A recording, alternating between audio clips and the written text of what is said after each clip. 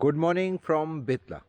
তোমরা দেখছো recording mode travel, আর এই ব্লগে তোমরা আমাদের সঙ্গে সাফারি করবে বেতলা ন্যাশনাল পার্কে।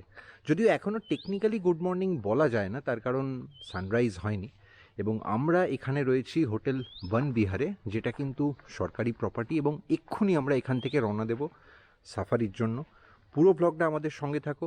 যদি চ্যানেলটা এখনও সাবস্ক্রাইব না করা হয়ে থাকে, সাবস্ক্রাইব করে নাও। আরও এক্সাইটিং সমস্ত সাফারির অভিজ্ঞতা, জার্নি, সেগুলো অপেক্ষা করে আছে। চলো।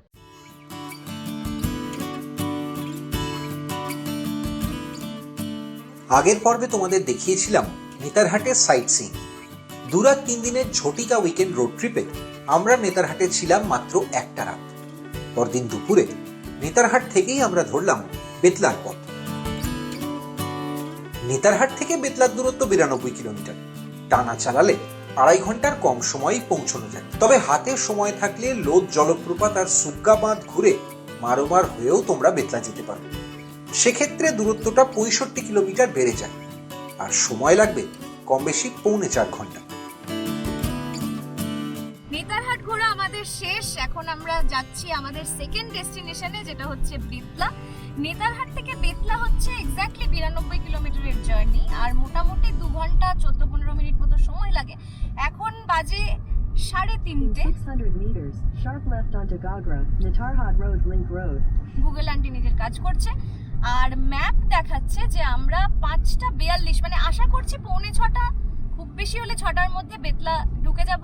ইন্টারেস্টিং পার্টটা হচ্ছে, গতকাল এই রকম টাইমেই আমরা যখন নেতারহাট উঠছিলাম তখন আমাদের আপহিল ড্রাইভ ছিল।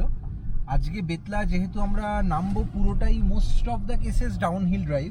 ঠিক। তো ডাউনহিল ড্রাইভে তো এমনি স্ট্রাগল কিছু থাকে না, তবে ডেফিনেটলি গাড়িতে যে হিল ডিসেন্ট কন্ট্রোল, সেটার একটা টেস্ট কিছু কিছু বেন্ডে নিশ্চয়ই পাবো, আশা করছি।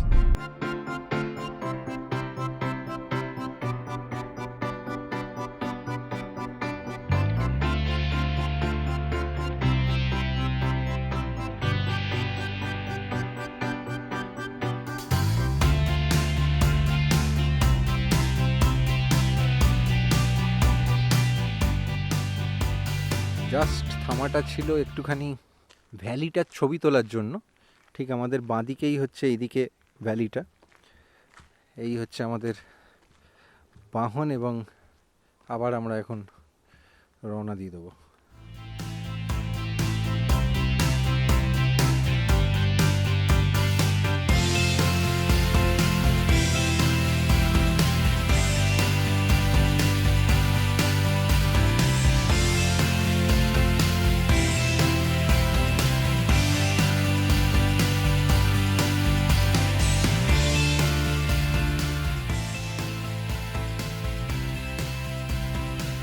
বলছে 4:11, আর আমরা ডাউনহিল ড্রাইভ কমপ্লিট করে আবার প্লেটোয়ে নেমে পড়েছি। আর এই সামনে জায়গাটাকে বলে চটকপুর, নর্থ বেঙ্গলের চটকপুর নয়, এটাও একটা চটকপুর। এখান থেকেই বেসিক্যালি নেতারহাট আর বেতলা এই দুটো রাস্তা আলাদা হয়ে যায়। গতকাল এই রাস্তা ধরেই আমরা যখন নেতারহাট উঠছিলাম, তখন আরো আগে পরে, Turn left. তখন আমরা কোয়েল নদী পেরিয়েছিলাম। একটা ছোট্ট ব্রিজ ছিল, যেটা তোমরা হয়তো আগের পর্বে, নেতারহাট আসার পর্বে আমাদের দেখেছো। মানে এটা আরো সুবিধা বললে, রাঁচি থেকে যারা আসছেন তারা বেতলা যেতে হলে তাদের সোজা চলে যেতে হবে, নেতারহাট উঠতে হলে বাঁ দিকে চলে আসতে হবে। হ্যাঁ, আর এখন আমাদের যাওয়ার ক্ষেত্রে সোজা চলে গেলে রাস্তা চলে যাবে রাঁচির দিকে বা লোহারদাগার দিকে। আমরা এখান থেকেই বাঁ দিক নিয়ে নেব। এই সামনে ম্যাপে দেখাই যাচ্ছে যে কোয়েল নদী, ওই ব্লু অংশটা, যে স্ট্রিপটা, আর এই রাস্তাটা ভাগ হচ্ছে। এই বোর্ডটাও আমরা পেয়ে যাব। এখান থেকে রাস্তা বেতলার জন্য আলাদা হবে। এই যে এই আমরা চলে গেলাম বেতলার দিকে। Palamau tiger reserve. Continue for 57 kilometers.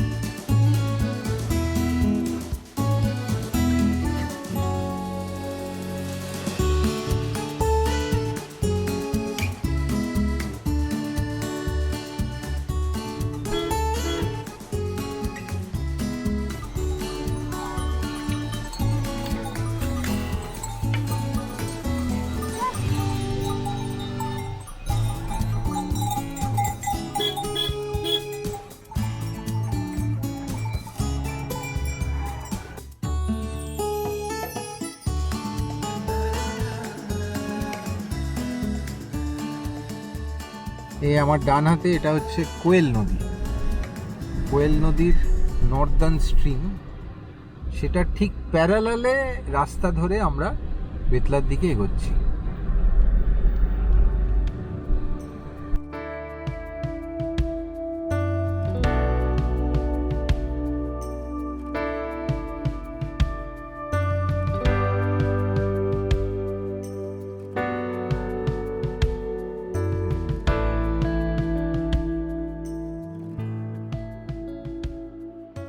Betla যাওয়ার পথে 40 কিলোমিটারও আর বাকি নেই, জাস্ট সানসেট হচ্ছে এই রকম একটা সময় আমরা চলে এসেছি। এটা হচ্ছে উত্তর কোয়েল নদী। এই ব্রিজটা আমরা ক্রস করছি গাড়ু বলে একটা ছোট্ট জনপদ, সেটা ক্রস করার পর। আর নদীটা দুর্দান্ত। একটু দূরেই একটা সিআরপিএফ এর ক্যাম্প আছে। আর এই হচ্ছে কোয়েল নদী, যেটা আমরা এর আগে নেতারহাট থেকে দেখেছিলাম। এখানে অনেক বেশি চওড়া। ওই দিকটায় জাস্ট সানসেট হয়েছে। তোমরা যদি এই সার্কিটে রোড ট্রিপ করো তাহলে রাঁচি থেকে আগে বেতলা গিয়ে পরেও নেতারহাট আসতে পারো। তবে একটা কথা অবশ্যই মাথায় রেখো, নেতারহাট থেকে বেতলা যে রুট ধরেই আসা যাওয়া করো না কেন, রাস্তা কিন্তু এই পালামৌ জঙ্গলের ভেতর দিয়েই যায়। এ পথে কোনো সময়ই খুব বেশি ট্রাফিক থাকে না, তাই সন্ধ্যের আগেই গন্তব্যে পৌঁছানোর কথা মাথায় রেখে জার্নিটা প্ল্যান করো। আমাদের অবশ্য পাহাড়ে জঙ্গলে রাতের ড্রাইভের অভিজ্ঞতা আছে, তবে এই সুযোগে জিম্নির নতুন আলোর পরীক্ষাটাও বেশ ভালোই হয়ে গেল।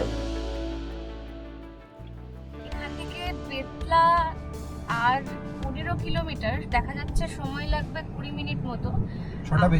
6টা বেজে যাবে। জিমনিতে এটা কিন্তু আমাদের প্রথম কোনো ফরেস্ট ড্রাইভ, এবং জায়গায় জায়গায় চেকপোস্ট আছে। অবশ্যই অনেকে জানো যে বেতলার বা পালামু টাইগার রিজার্ভের কিছু অংশ মা অধ্যুষিত ছিল, সেই কারণে সিআরপিএফ এর কিছু ক্যাম্প আছে। সবই এখনো আছে হয়তো। তো সবই পেরোতে পেরোতে আসছি, বেশ থ্রিলিং লাগছে। বৃষ্টি কেমন লাগছে? ঠান্ডা কিন্তু খুব ভালো, ভেরি নাইস এক্সপেরিয়েন্স। ঠান্ডাটা খুব ভালো বলেছে। ঠান্ডাটা সত্যি মানে ঠান্ডা লাগছে। হ্যাঁ, তাও ও তো পেছনে বসে আছে এবং বেশ মুড়ি দিয়ে ফুড়ি দিয়ে। এটা কিন্তু মাথায় রাখতে হবে, এখনো অক্টোবরের লাস্ট উইক চলছে, নভেম্বর পড়েনি। মানে এখানে ভালোই ঠান্ডা পড়ে বোঝা যাচ্ছে।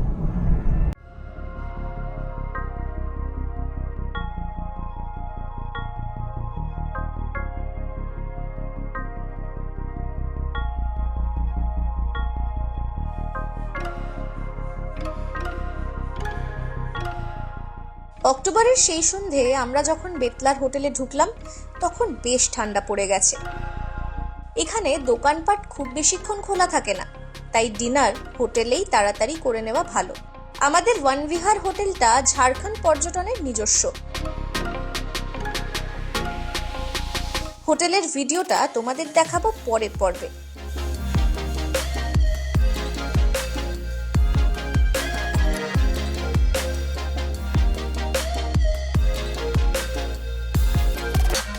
তো এখন আমরা এগোচ্ছি, এই জাস্ট হোটেল ওয়ানবিহার থেকে বেরোলাম। এটা ন্যাশনাল হাইওয়ে জাস্ট উপরেই, দেখতেই পাচ্ছ। এটা হচ্ছে বোর্ড, আর এই হচ্ছে এই মুহূর্তে এখানে সিনারিও, পুরো ন্যাশনাল হাইওয়ে এটাই। এবং এই দিকটা, অর্থাৎ এই যে পাঁচিলটা, এর ভেতরেই হচ্ছে বেতলা জাতীয় উদ্যান। এবং আমরা এখন এগোচ্ছি ওই দিকটা। বিদিশা আর বৃষ্টি এগোচ্ছে সামনে, কারণ বিদিশাকে গিয়ে কাউন্টার থেকে সমস্ত বুকিংগুলোও করতে হবে।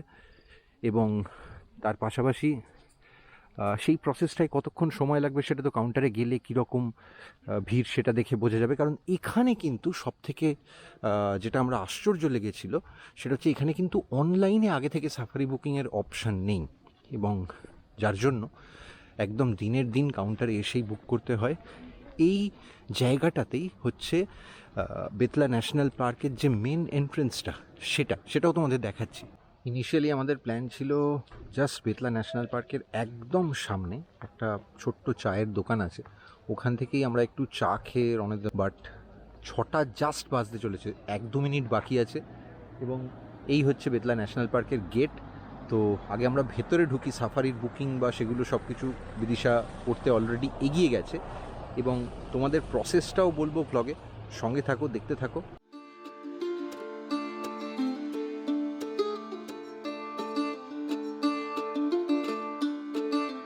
দেখতেই পাচ্ছ অনেকগুলো বোলেরো, ইভেন টাটা সুমো, কিছু পুরনো আমলের বোধহয় মাহিন্দ্রা জিপ সেগুলো রয়েছে। আর এই দিকটা হচ্ছে বুকিং কাউন্টার, যেখানে দেখতেই পাচ্ছ এই দিকে লাইন পড়ে গেছে, অনেক গাড়ি রয়েছে। এগুলো সবই কিন্তু প্রাইভেট গাড়ি।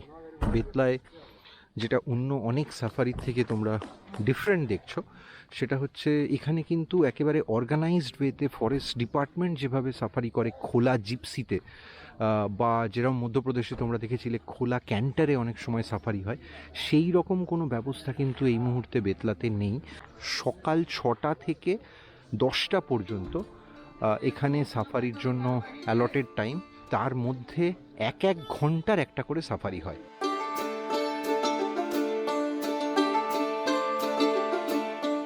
এখানে যেহেতু তোমাদের বললাম যে হুড খোলা জিপের অপশান খুব লিমিটেড, লাকিলি আমরা একটা হুড খোলা গাড়ি পেয়েছি, ফলে জঙ্গল ঘোরার যে এক্স্যাক্ট ফিলিংটা, যে এসেন্সটা, ট্রু এসেন্সটা, সেটা আশা করছি তোমাদের দিতে পারবো।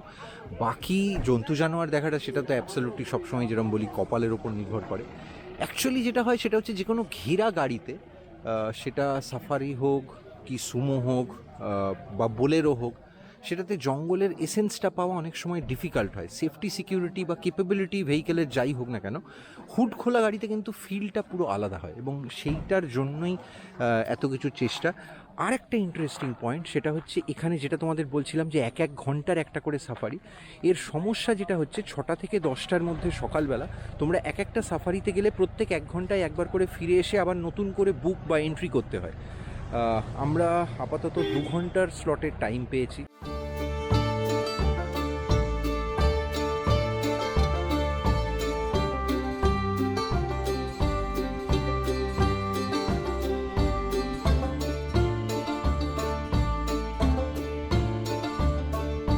এই জায়গাটায় হচ্ছে গাড়ির অ্যালার্টমেন্ট, রেট চার্ট সব কিছু বোর্ডে দেওয়া আছে এবং ডিসক্রিপশানেও তোমরা পেয়ে যাবে, অবশ্যই দেখে নিও।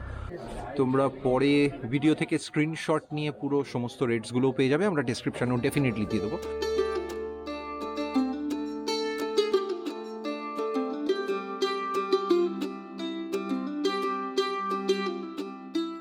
এখানে বেসিক্যালি গাড়ির এন্ট্রিগুলো হয়, এন্ট্রি রেজিস্ট্রেশনটা হয়, কিন্তু আমাদের যেহেতু ক্যামেরা আছে 100 টাকা এক্সট্রা।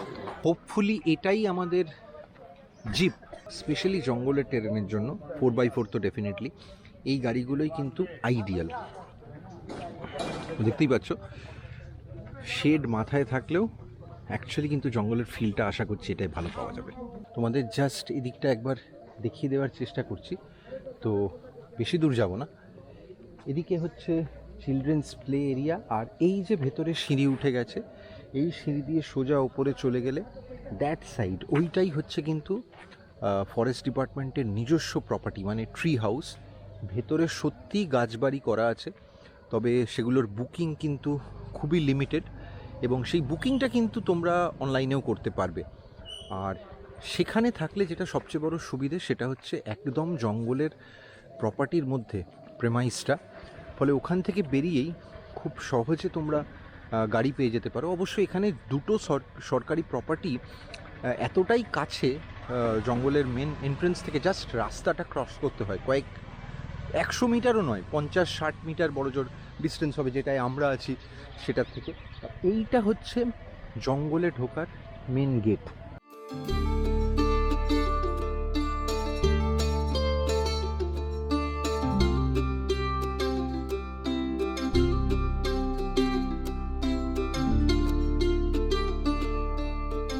বৃষ্টি,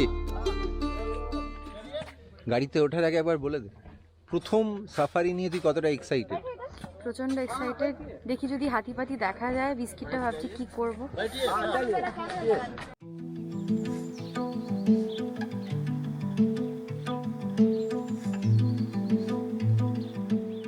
প্রায় 1130 বর্গ কিলোমিটার অঞ্চল জুড়ে ছড়িয়ে আছে এই পালামু টাইগার রিজার্ভ, যার মধ্যে বেতলা অভয়ারণ্যের অংশ বড়জোর 226 বর্গ কিলোমিটার। দেশে প্রজেক্ট টাইগারের শুরুর দিকে যে 10টা জঙ্গলকে অভয়ারণ্য হিসেবে ঘোষণা করা হয় তার মধ্যে ছিল বেতলাও। এখানে সাফারির জন্য জঙ্গল খোলা থাকে 1 অক্টোবর থেকে 30 জুন পর্যন্ত। তবে জঙ্গল বেশ ঘন, তাই সাইটিং এর জন্য ভালো সময় এপ্রিল মে। অন্য সব ন্যাশনাল পার্কের মতোই বেতলাও কিন্তু বেশ কিছু জোনে ভাগ করা। তবে এখানে কোন জোনে ঘুরবো সেটা ঢোকার পরেও আপনি ঠিক করতে পারেন, বা আপনার সঙ্গে যারা আছেন ড্রাইভার এবং গাইড ওরাও ঠিক করতে পারেন। তো আমরা 1 নম্বর গেট দিয়ে ঢুকেছি, ঢুকে 5 নম্বরের রাস্তা হয়ে 2 নম্বরের দিকে যাচ্ছি বা 2 নম্বর হয়ে যাচ্ছি। তার কারণ আমাদের ইচ্ছে আছে আরও একটা সাফারি করার, এবং সেই অনুযায়ী আমাদের রুট প্ল্যানটা ওরা ঠিক করতে করতে যাচ্ছে।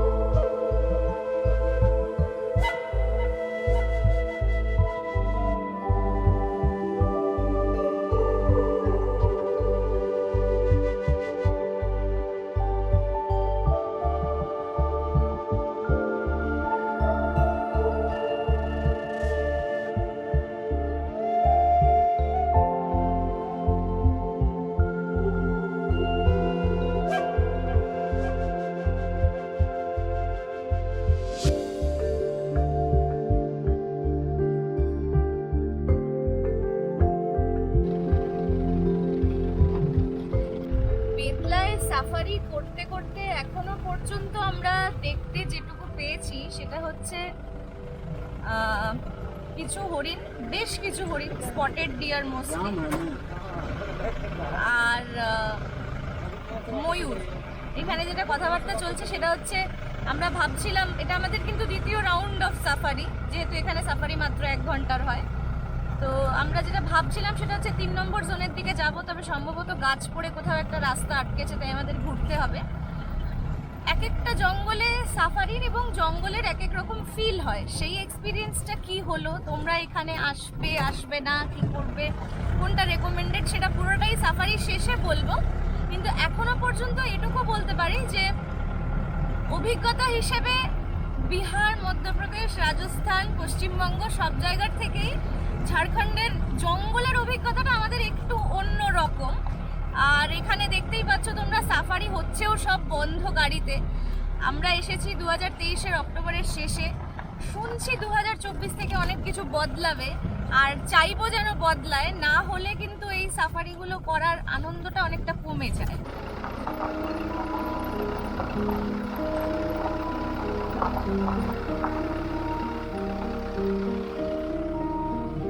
কিছুদিনের মধ্যেই বেতলাতেও বন বিভাগের নিজস্ব সাফারি চালু হবে হুডখোলা জিপসিতে।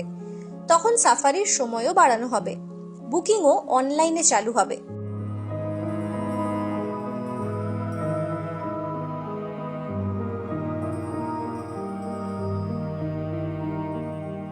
একটু আগে অভয়ারণ্যের মেন গেটের ভেতরে যে থাকার জায়গাটা দেখালাম, ওটা ঝাড়খণ্ড বন বিভাগের নিজস্ব ট্যুরিস্ট কমপ্লেক্স। ওখানে থাকার জন্য ট্যুরিস্ট লজ, ট্রি হাউস রয়েছে 1700 থেকে 2500 টাকার মধ্যে। সরাসরি বুকিং হয় অনলাইনে। যোগাযোগের নম্বর আর বুকিংয়ের লিঙ্ক ভিডিওর ডেসক্রিপশনে পেয়ে যাবে। বেতলায় এই মুহূর্তে যে বিষয়টা বুঝতে পারলাম সেটা হচ্ছে, শেষ যে গণনাটা হয়েছে বাঘেদের, তাতে পাওয়া গেছে একটা মাত্র বাঘের সন্ধান। কাজে এই মুহূর্তে বাঘ বেতলায় নেই বললেই চলে। আর লেপার্ড দেখা যায় কখনো কখনো, হাতি আসে যায়, হাতি তো কোথাও স্থায়ীভাবে থাকে না। কিন্তু জঙ্গল খুব একটা মেনটেন্ড নয়, মানে জঙ্গলের মেনটেন্ড নয় বলতে গেলে জঙ্গলের ট্যুরিজমের জন্য যা যা হওয়া দরকার সেরকম বেশ কিছু জিনিস আগে এখানে ছিল, এখন জানা নেই কেন বন্ধ হয়ে গেছে। আমাদের যারা গাইড এবং ড্রাইভার তারা বলছিলেন যে ওরাও খুব হতাশ বিষয়টা নিয়ে। তবে জঙ্গল কিন্তু খুব সুন্দর, জঙ্গলের গন্ধও খুব সুন্দর, দেখাতে পারছি না। আর এই যে জায়গাটায় আমরা এখন মানে নেমেছিলাম একটু, যদিও নামা খুব একটা পারমিসিবল নয়, সামনে একটা ওয়াচ টাওয়ার আছে, একটু ভাঙাচোরা, ওঠা যায় না। এই জায়গাটাতে কিন্তু গরমকালে এলে মানে গ্রীষ্মকালে এলে DA4 পারমিশন নিয়ে 3 ঘন্টা মানে 2 থেকে 3 ঘন্টা এখানে বসে থাকা যায়, বিশেষ করে কেউ যদি ছবি তুলতে চান বা কেউ যদি এমনিই বসে জঙ্গলকে অনুভব করতে চান।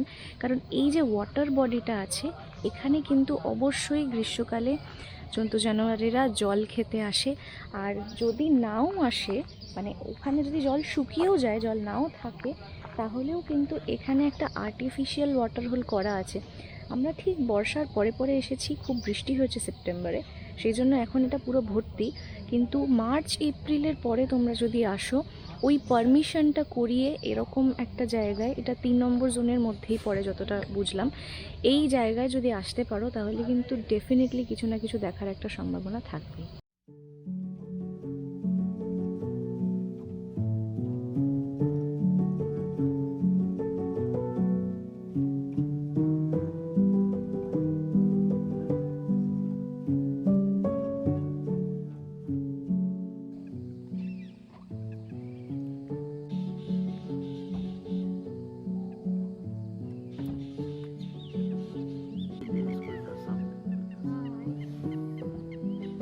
बहुत बर्ड्स यहाँ पाया जाता है।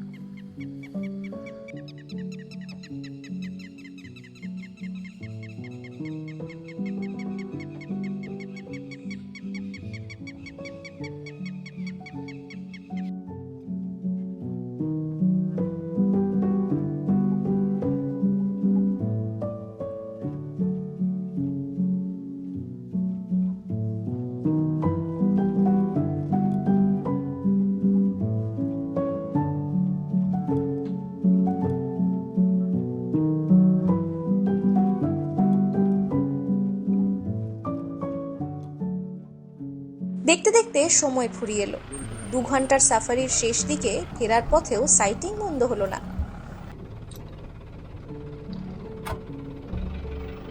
এই যে জায়গাটা দেখছো, একসময় এখানে শিকারীদের বাংকার ছিল। পরে চোরা শিকার আর মাও গতিবিধিতে অনেকটাই ব্যাহত হয়েছে বেতলার বাঘেদের গতিবিধি আর বন্য জীবন। তাই তোমরা যদি পালামৌ জঙ্গলের আরো ভালো ফিল পেতে চাও, তাহলে মারোমারেও সাফারি করতে পারো।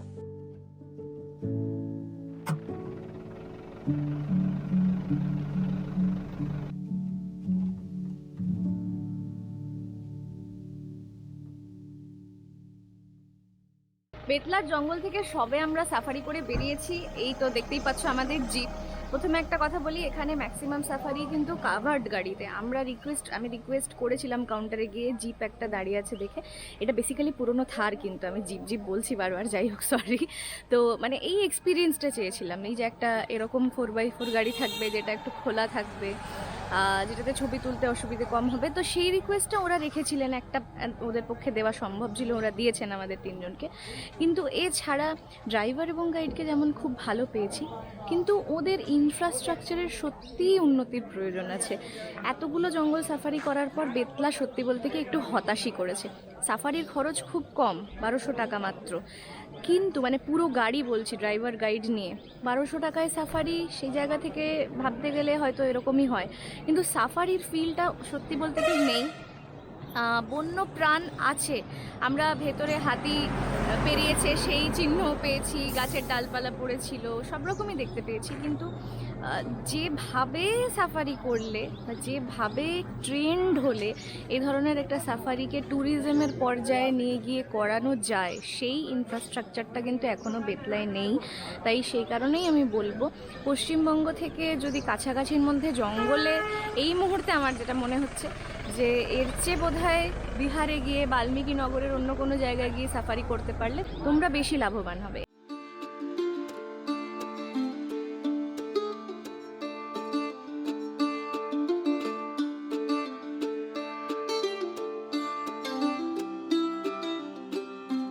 রবিবারের সকালে বেতলায় সাফারির পর আমরা ধরেছিলাম ফেরার পথ।